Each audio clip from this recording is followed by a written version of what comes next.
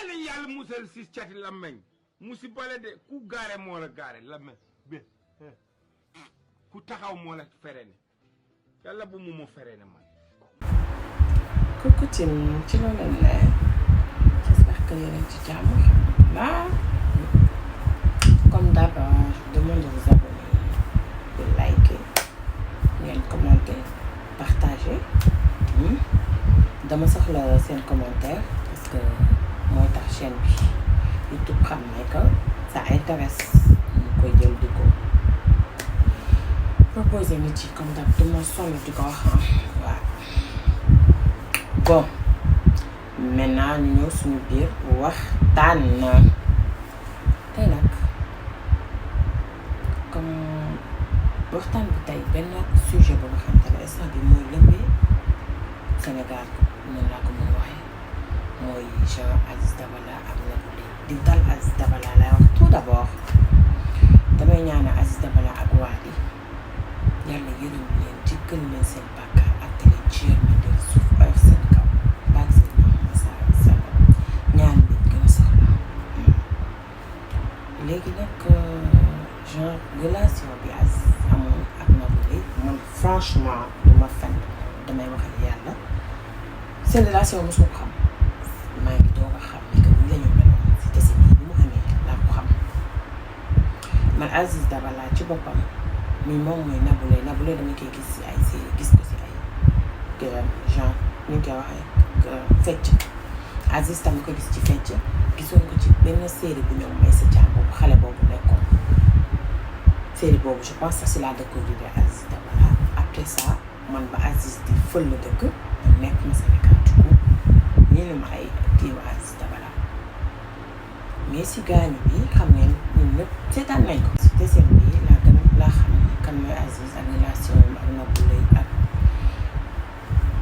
ñoom Derrick dañoo fël la Derrick daa dégg Colombo ñu baal ma si humour bi parce que moom see ñàkk Colombo Derrick ba rek am tam képp ku la enquête ci monde bi rek fël Colombo ñëpp a fël ñëpp sol seen veste d'enquêteur man dama jox man dama ne police sénégalaise sax mu baax na de man naka la mën a toog di seetaan nii te du leen wax ne noppi xam nga bu leen waxoon benn yoon noppi leen dinañ noppi mais attends ñoom police ni mu def ba jàpp diw police ni mu def ba jàpp kii ñoom daal ñoo fi nekk ne ne ñooñuy relaté les faits ñooñuy wax enquête bi ni mu demee dafa mel ni ñoom dañu nekkoon ci biir ci ñoom man xaw ma influencé ndax dig la ñuy liggéey ñoom de dañ lay nettali lan moo tax ñu en fait ba pare y a des choses yoo xam ne boo ko xamee sax yow waroo ko wax naka la ñu enquêté ba jàpp diw naka la ñu enquête yow léegi bu subaa bu police waree enquêtaat yow yaa yàqal police et je ne pense même pas que loolu ñuy wax moom sax dëgg parce que góoma ni police dina ñëw di leen expliquer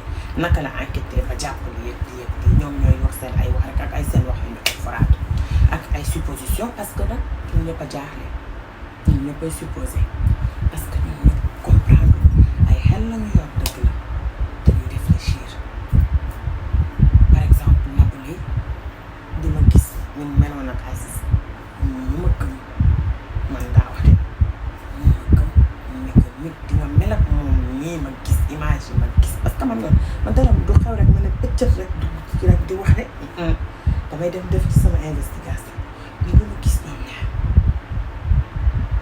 góobu ne doomu aadama dina mën mel nii ak moom ba pare wax ne que def nañ presque 20 ans de benn jour ñu yeewu mu ne diw rey nañ ko kan moo ko rey meilleur ami moo commandité wala ci la bokk wala daal turam dugg na ci d'après enquête bi parce que instant bi présumé la ba tey kenn newul moo def mais dañu njortu ne loxoom daf ci takk moo tax d'ailleurs ñu référé ko mais loolu boo ko déggee dangay dof ñu amoon pendant des jours damay waxtu xaw ma Nabou Leye xaw ma Aziz Dabala mais affaire bi ni mu demee dafa ma traumatisé que nga le même jour dañ ma tàggee Aziz Dabala xam naa Aziz Dabala de waaye sama sœur bu ne Aziz Dabala lañu rey ne na ma tiit dama doon lekk gëstu lekk bi eggale ko ma kàddu dama doon togg de togg bu paree te fii ku ne xam na Europe boo toggee da nga war a aéré pour que affaire yi génn kër yi dafa guus tëju ci saa si may tëj fenêtre yi tëj lépp buntu bu ne correct ma sursauté dama tiit boobu léegi sama fi bi dafa jëm démb fii laa nekk à côté suñu dëkkandoo bi ubbi bunta ma foog suñu bunta ubbi ma tëb billaay nee naa fii ku fi ñëw message figure ci téléphone yéen ñi dëkk ci appartement yi Sénégal boo leen dëkkee ci ay appartement fexe leen ba ku leen seet si na leen message mu am trace nekk wax na leen ñu ngi ñëw seen kër bu leen ko nangoo te kër famille yi am na nit mais appartement yi amuñu nit yow rekk fa dëkk wala yow say njaboot kese kuy ñëwati seen kër comme mu ngi doon ci yow na mes lu mel ni bu dee dëkk la parce que man nag dama toog fii di salteel turu doomu jaam te xaw ma yàlla suñu borom képp moo xam ak peut-être ñu nekk si biir enquête bi ak ñoom ñi ko def te ñi ko def kenn lijjantiwu ma ko sax ku dul ki nga xam te ne xaytam la woon ñu nab la jukku mënu ma ci prononcé franchement pas dama moom wax dëgg yàlla duma leeru ma donc côté boobu dama koy bàyyee ak enquêteur bi bés bu ñu génn wala procureur de la république génn def déclaration wala ñu ne Nabou Leye inculpé nañ ko moo def lii bu boobaa ñu mën ne moom la mais instant bii comme nga xamul kan la waaye daal suñu xel jaxasoo na te man image yu Nabou Leye bi ma gis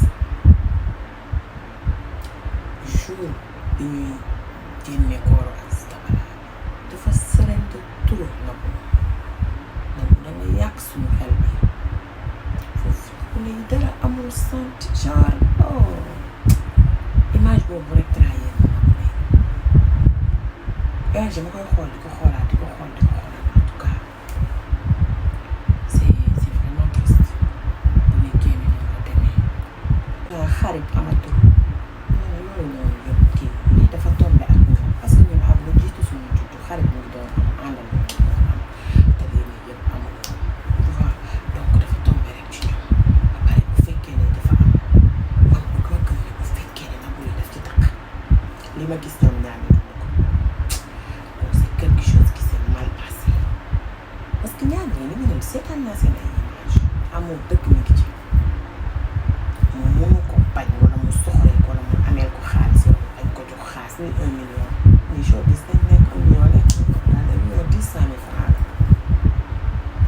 du doon ay xaalis du doon yooyu mooy nekk sa diggante y a quelque chose qui s'est mal passé alors bu fekkee ne parce que tamit ñun ñëpp dañuy xalaatam dañuy toog on essaie de dañuy jéem a xool lan moo war a waral bu fekk comprendre ñu lu triste la lii doy na waar bu dee Nabou Leye da cee takk kon nag yàlla rek yàlla baax na bàyyi ma jógee côté boobu dem ci doomu Nabou Leye bi ñu jàpp di ko exposé elle a rien fait defu dara bu nekkee yaayam moo def te leeragu leen yaayam moo def ko deful mais même bu nekkoon tey dañu génnoon ne yaayam moo def ay benn naa rien fait ngeen toog di naan papaam lii la papaam lee la yaayam di la elle n'a rien fait donc épargné leen ko yéen mënoo leen sende en fait loolu mooy seen problème te nekk ne émotion rek nañu demee kii lu ci yoonam lan mooy yoonam ci lii problème mu yaayam yoonam nekku ci donc moom génn leen ko ci yooyu ngeen bàyyi ñu ngeen def tamit benn instant pare nekkaat ci réseau di saaga yaay Nabou Leye naan meeru bandi la moo yar bandi yi mu accueillir bandi genre yéen da ngeen di waar da ngeen doy waar billaay man xaw ma yéen nii naka ngeen ko mën a bàyyi tout temps sachant que am nga yaay tey sa sœur wala sa frère bu defoon erreur est-ce que di nga bëgg ñu jël sa yaay xas ko wala ñu jël sa doom ko exposé ko gis nga situation bu amee boobu ci lee teg ko ci sa bopp dara bu ci metti ki def li jënt leen ko ak moom mais pas ñeneen ñu takk ci moom seen yoon nekku ci mais man lu ma gën a yéem ci affaire bi mooy waa kër ñoom Aziz Dabala waa kër ñoom Aziz Dabala ñoom dañ ay wàlli macha allah ma catul ma leen de waaye ñii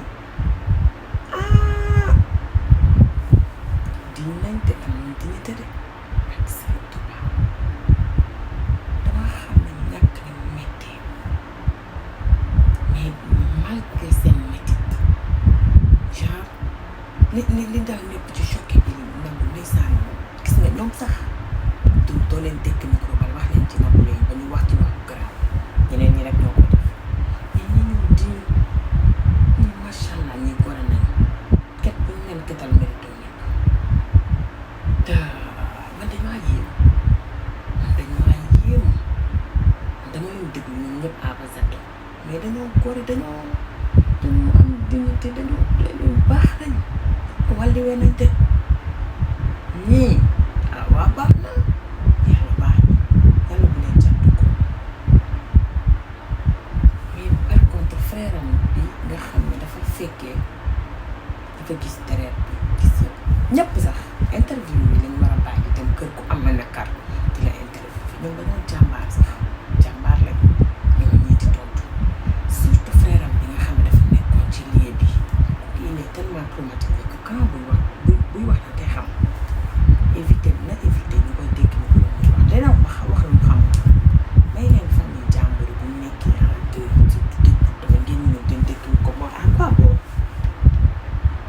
quoi bon mais comprendre ma de ci ñuy dem di dégg ñu ci tooy micro ñuy wax ni am na ñoo xam ne ñoom moom man yéen ni ñoom ko leen de dinaa leen ko xamal mooy nekk chaque fois may wax benn mot boo xam te ne xaw ma benn phrase boo xam ne xaw ma tax dañ ciy bàyyi xel mooy yàlla daf ñu bind te yamala ñu maanaam ci côté bi may waxee mooy bokkuñu am na ñoo xamante ne kenn du leen laal am na ñoo xamante ne borom bopp lañ am na ñoo xam ne dañu am may des fois ñu xam ko des fois duñ ko xam Aziz Dabala mi macha allah ñaata nit lañ fi laal ñaata nit lañ fi rey moom ak Wally bi ñaata nit lañu mës a rey mais est-ce que demee na nii am na ñoo xam ne kenn du leen laal moo tax ma naan chaque fois ñu teg seetlu sax tolloowuñu de ñun ñëpp yemuñu fa yàlla de déedéet ku ci nekk ci ñun dana am benn affaire bu yàlla def ci yow am na ñoo xamante ne nitu bopp la boo leen cofi dinañ ko yëg waaye yow danga ko yëg ba ngay dee dootoo ko defati waaw nañuy moytuwante loolu laa tam di wax nañuy moytuwante ñun ñëpp yemuñu nit yi yemuñu ñaari ñi dem nii xam nga ni tàng na ci ëtt jër donc ñun ñu yemuñu nañu moytuwante bu baax pour l'instant man fii laa ci mën a yem dama ci xuus parce que loo xamul moom wax dëgg yàlla dama ko wax te ngir yàlla suñu influence gën dimbali ci ngir yàlla gën bi dinaa police nii la jàppee diw wax leen détaillé leen bu leen neexee jàpp nañu diw moo def wax leen lu leen neex sosal leen bu leen leen sosal wax leen lu leen sax waaye police nii la def ba jàpp diw police nii la def ba enquêté diw pour xam ngeen balaa ñuy kontaanee xam ngeen police ñu ko enquêté dafa ne diw demal nga nit ki mu demee ñu woowaat ko téléphone ñu pour retracer ay waay tural leen police tuuti ngir yàlla gënati am na loo xam ne ñu war ñu koo xam ñoom kese ñoo ko war a xam ñu jëm yàlla digalu leen ngir yàlla sol nañ fi laa ci mën a yem naa ngi ñaan Nabou Leye bu fekkee defu yàlla génn bu fekkee def na nag xamutoo ci dara dëgg yàlla dama famille ñu Aziz Dabala ak Wally yàlla may leen xool moom parce que c'est pas évident nekk bi si bu tukkee Aziz ni ma ko gisee li ma xool mooy dafa nekkoon ñu ci digg moom yal nañu yàlla mos a si cat yal nañu yàlla mos a si cat yal nañu yàlla mos a si cat ak lan ñu ne bët mosal ñu si pexee noonu si barke Seydina Muhammad sallallahu alayhi wa sallam. C'est une affaire qui secoue la toile actuellement. Une affaire de peut-être je vais écrire, je sais pas si l'algorithme accepte qu'on le dise ou pas. Ça concerne Aziz Dabala, un jeune homme, un danseur, avec Wally, un jeune homme qu'il, je dirais pas qu'il hébergeait, mais qu'il prenait comme un membre de sa famille, qui était chez lui. Et on les a tous les deux, vous comprenez ce que je veux dire. Bon, maintenant la police, les enquêteurs ont accusé cette personne, parmi les 7 personnes, figure la meilleure amie du gars. 20 ans d'amitié. Présumé, je dirais pas qu'on... Parce qu'elle a mieux. Mais d'après la police, soit c'est elle la commanditaire, soit c'est elle qui a fait. Nous tous, on est perdus. Parce qu'on n'a pas l'habitude, franchement, d'entendre ce genre de choses-là. Surtout les gens qui sont populaires, je dirais, parce que c'est des acteurs et des danseurs tous les deux. Et du coup, ça choque tout le monde. Là, tout le monde... Il y a pas un autre débat là-bas, il n'y a que ça. On ne parle que de ça. Et tous les influenceurs se sont transformés en Derrick, en Colombo, en Rick Hunter. Tout le monde est inquiété. Et tout le monde dit sa version. On est choqué. Moi, je suis choquée. Ce que je pense, c'est mon point de vue. Si c'est elle ou bien si elle en fait partie, c'est quelque chose d'autre qui s'est mal tourné. Oui, parce que j'ai fait ma petite enquête. Je les ai regardés. J'ai regardé leurs anciennes vidéos, leurs nouvelles vidéos. J'ai tout regardé en fait. Et je vois qu'il y a de l'amour entre eux. Oui. Ils s'aimaient en fait. Je ne dis pas de l'amour, un truc de l'amour fraternel. C'est de ça que je parle. L'autre là, les gens le disent, mais moi, franchement, je ne rentre pas dans ça. Vous voyez, du coup, c'est pas une personne... Il n'y a pas de haine entre eux de toutes les manières. Du coup, si c'est ça, donc il y a quelque chose d'autre qui s'est mal passé. C'est mon point de vue à moi. Parce que j'arrive pas à comprendre. Et comme tout le monde essaie de mettre les pièces du puzzle. On est tous choqués. On ne sait même pas quoi dire. Raison pour laquelle, des fois, les influenceurs, là, je les comprends, même s'ils disent des bêtises, ou bien ils créent des histoires, parce que on ne comprend pas la raison. Qu'est-ce qui doit être... Il y en a qui disent que la dame devait nous donner la tontine de 1 million. Non, je ne pense pas. 1 million, c'est rien. Il y a d'autres qui disent que... ce qu'ils ont dit, je ne vais pas le dire, parce que j'ai même oublié d'en parler en wolof. Quand quelqu'un est mort dans ma religion, qui est l'islam, même si tu connaissais du mal de la personne, tu ne dois pas le dire, d'autant plus que c'est eux qui ont dit que c'est l'accusé qui l'a dit, ça soit clair. Donc,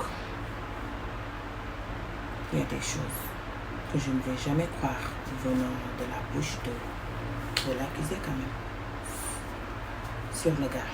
Bon. Même la famille du monsieur là, quand on leur tend le micro, eux-mêmes, ils n'acceptent pas que la fille là soit impliquée en fait. Quand on leur parle de ça, tu vois, surtout la sœur, elle rigole parce qu'elle est choquée. Et ils ont dit, tant que la fille là n'a pas avoué, ils ne vont jamais accepter ça. Et ils ont raison parce que ça fait peur de voir 2 amis de presque 20 ans.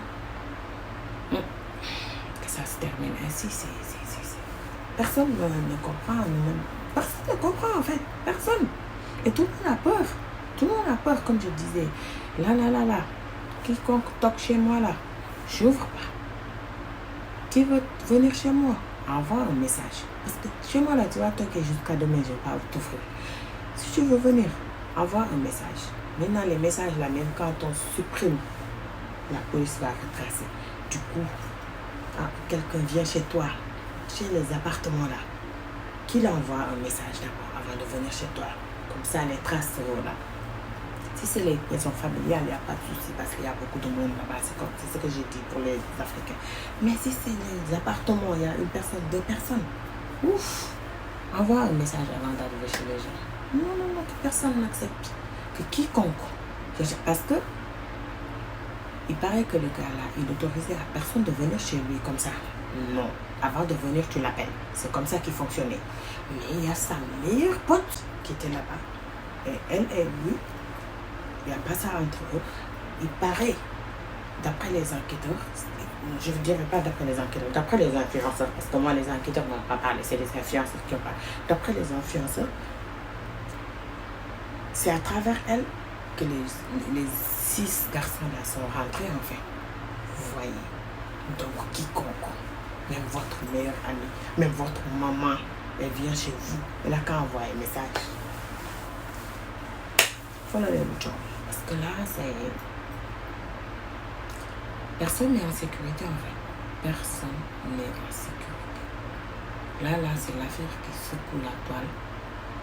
Et il y a plein de choses que je dis en Wolof que j'arrive pas à me rappeler, en fait. Ils ont tendance à aller chez les gens quand t'es en deuil, ils te donnent le micro pour que tu parles. Et franchement, j'ai remarqué la dignité qu'ils ont, la famille là. Ils sont tellement dignes, malgré la douleur. Moi, j'ai jamais vu des gens comme ça. J'ai même dit, c'est des gens qui ne sont pas ordinaires. Que les gens fassent attention à eux là. Parce que leur comportement là, c'est le comportement de quelqu'un que Dieu a fait grâce en fait. Moi, oui. Ils sont pas riches, ils n'ont pas d'argent du tout. D'ailleurs, c'est le gars qu'on a tué qui était leur soutien de famille. Mais, machallah, ils sont dignes. Oui. Ils sont très dignes. Et on espère que la lumière sera faite sur cette affaire-là parce que maintenant tout le monde, partout où tu parles, les gens disent je veux plus d'amis, je veux plus. Mais non, il ne faut pas avoir peur d'avoir des amis dans la vie, d'avoir des gens autour de vous dans la vie. En tout cas, moi personnellement, j'ai pas beaucoup de fréquentation. Et j'aime même pas. Non. Mais quand même, il y a des gens avec lesquels tu as grandi. Il y a ton entourage, il y a tout. Tu ne peux pas dire à cause de ça, je ne vais plus fréquenter personne. Mais tu vas fréquenter les gens. Mais faire attention aussi. Parce qu'il y a toujours des jaloux. Il y a toujours des jaloux. Mais entre eux, c'est autre chose. Ça, j'en suis sûre. Parce qu'il n'y avait pas de haine. Entre eux, il n'y avait pas de haine. Il n'y avait pas du tout de haine. Et on se protège davantage parce qu'on ne sait plus. On dirait que le monde là, il y a autre chose qui... On sait qu'il n'y a pas que des humains, ça on le sait. Mais on sait que ça, c'est plus rythmé qu'avant en fait. Là. Non, la danse là, elle est mélangée. Faisons attention. Parce que maintenant, on entend ou bien on voit que des choses bizarres. Que ce qu'on ne voyait pas avant. Et faisons attention entre nous. Parce qu'on est différents. On est différents. Il y a des gens qu'on touche et il y en a qu'on ne touche pas. Lui, franchement, quand on les a... Quand ça s'est passé, il y a beaucoup de bruit. Beaucoup de bruit. Personne ne savait que ça allait se passer comme ça. Et je sais que ceux qui l'ont fait aussi l'ont regretté. Du coup, à quoi bon tuer l'enfant de quelqu'un comme ça? Et un soutien de famille, en plus. Gratuitement. Et ce que je ne comprends pas est que, en fait, la dame, elle a une fille qu'elle a eu trop tôt. Elle a dit qu'elle a eu à l'âge de 15 ans. D'ailleurs, sa fille, si tu la vois, tu ne vas jamais dire que c'est sa fille, tu vas dire que c'est sa petite sœur. Mais, ils sont en train d'exposer sa fille, en fait, alors qu'elle n'a rien fait. C'est pas ses affaires, c'est pas son problème, là. C'est sa mère, mais pas elle. Et même sa mère, on n'a pas encore... sa mère est présumée, en fait. Vous savez, il y a des mots que je ne dois pas dire sur tout là. Sa mère est présumée. Du coup, attendons. Mais même si sa mère a fait, la fille, elle n'a rien fait. Et la mère de la dame aussi. On l'expose sur Internet, on l'insulte, on le traite de tous les noms. Mais attends, il faut faire la part des choses. Il y a des choses qui ne se font pas. Vous ne voulez pas que quand votre soeur ou votre frère faute, qu'on blâme votre mère ou bien qu'on blâme votre nièce. Non, c'est pas comme ça. C'est pas leurs œuvres qu'on fait. S'il y a une faute, c'est elle qui a fauté, mais pas eux. C'est pas leur problème. En tout cas, préservons-nous, genre, et prions que chacun prie via sa religion en fait. Protégeons-nous parce qu'on ne sait plus ce qui se passe dans ce monde-là. Maintenant, tout est mélangé. Et oui, que Dieu nous préserve. Et oui, du mauvais œil, de la bouche, de la langue, du pied, de la tête. Ah, j'ai raison dit. Maintenant, tout est mélangé. Que le bon Dieu nous préserve. Les mauvais œils surtout. Et de la langue. Mauvaise langue, bonne langue, mauvaise langue. Tout de la bouche, en quelque sorte. Que Dieu nous préserve. Amen. Bon, sur ce, je vous dis au revoir. À bientôt. Et bisous. J'espère que d'ici là, ils vont régler ce problème-là. Bon. Bisous, Martine.